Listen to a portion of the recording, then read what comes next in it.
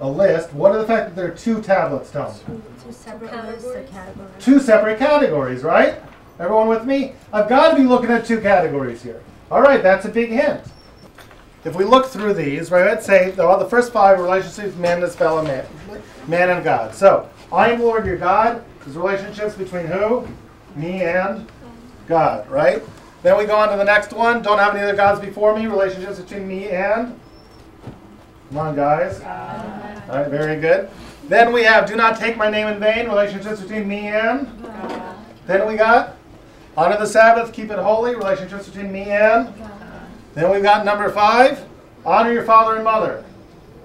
Oh, it was so close. You know, it was like 4. It was like we were up to the last one.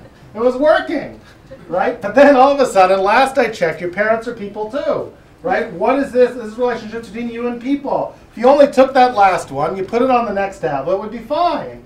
4 and 6, a little uneven, but we'd be fine, right? What's that last one doing on the first tablet? Must be, we are not talking about relationships between man and God.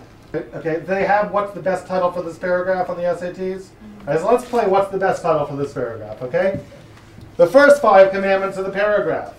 What's the best title of this paragraph? If you say relationships between man and God, you got it wrong. Because number 5 proves you wrong. It's relationships between people and blank. Who's the blank? They're creators. Bingo. Right? We have a winner in the back of the room. Right? That's right. It is relationships between people and their creators. Which means that these are what we might call vertical relationships. They're relationships that go up and down. Because if I'm here, where's my creator? Above me. My creator's up here. So I'm here, my creator's up there. I can never be the equal of my creator. I am always going to be subservient to my creator. They're always going to be the authority. There's nothing I can do to be the equal of my creator. Then, of course, if that's the first tablet, what's the second tablet? The relationships between who? The first tablet says me and my creators. What's the second tablet? They're equals. Me and my equals. What we might call horizontal relationships. Everybody else is my equal, right? If they're not my creator, they're my equal. So I have vertical relationships, I have horizontal relationships. Okay, so now we're getting some. Are 10 expressions of 5 ideas. In other words, maybe there's a relationship between the relationships I have with my creators and the relationships I have with my peers. Maybe, in other words, there are 5 principles. Each principle has 2 expressions. It expresses itself in my relationship with my peers and in my relationship with my creators. You with me? How would we figure out what the principle is? We look at the 2 sides. We say, how does this principle express itself with the creators? How does it express itself with its peers? What's the principle, right? What this principle is with creators, here's it with their peers. We're going to figure out the principle. Let's try this out. Okay, it's a little bit easier if we actually, let's just figure it out. Let's take the yellow principle. What's the yellow principle? Right? Let's say we got tablet number 1, tablet number 2. We try to figure out what the principle is. Okay, tablet number 1, I'm Lord your God. Tablet number 2, the yellow, do not murder. What is the principle? Let me put it to you this way. Here, how do I wipe you out? I kill you, right? Why might I want to kill you? Right? You with me? I'm like seeing the second paragraph and third, and like I'm seeing. Okay. My brain works quick. Okay, good.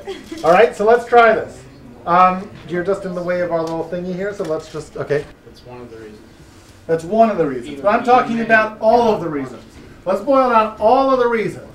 You got to make a decision before you kill. You know what that decision is?